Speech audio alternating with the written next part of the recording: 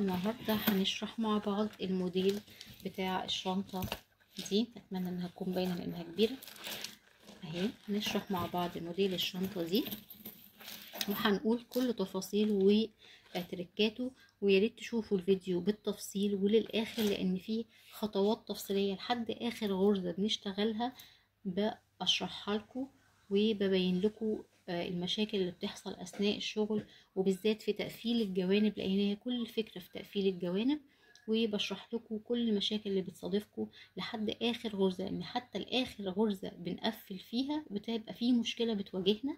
انا بقول لكم ازاي نقدر نتعامل معاها ونحلها، فياريت تركزوا في الفيديو ما تجرهوش وتشوفوه بالراحة واكتر من مرة، لان تقفيل الجوانب محتاج تركيز، ولحد اخر غرزة فعلا في تقفيل الجنب بيبقى فيها مشكلة بحلكم بتحلوها ازاي. فدي الموديل بتاع الشنطة بتاعنا.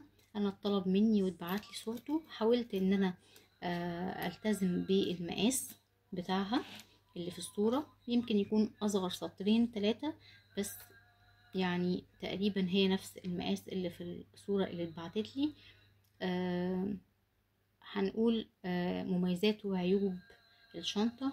مميزات الشنطة ان هي سهلة جدا ومعتمدة على غرزة واحدة بس بنشتغلها اللي هي الغرزة السداسية، ودي غرزة سهلة جدا واحنا شارحينها مع بعض وشرحناها اكتر من مرة في كذا فيديو.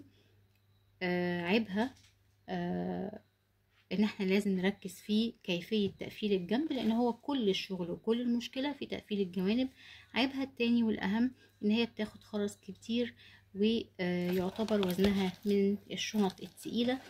تقريبا دي واخدة 750 جرام تقريبا، ولو اتعمل لها ايد كروس زي الموديل اللي مبعوت لي بالخرز هتبقى اتقل، ممكن تدخل على الكيلو لان الايد بتبقى طويلة. فانا استغنيت عن الايد الكروس الخرز بالايد المعدن، يعني نخفف شوية منها.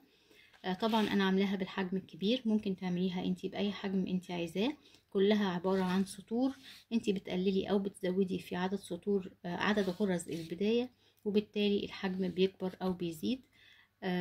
مش هنشتغلها داير ما يدور، هنشتغلها بالمفتوح وهنقفلها، وده هيخلي الجوانب بتاعتنا تطلع مظبوطة اكتر لو اشتغلناها داير ما يدور. وما بتطلعش لو اشتغلناها داير ما يدور مش هتطلع بنفس الشكل بتاع الصورة او الموديل الاصلي. فياريت تلتزموا بالخطوات و هتلاقوها سهلة ان شاء الله.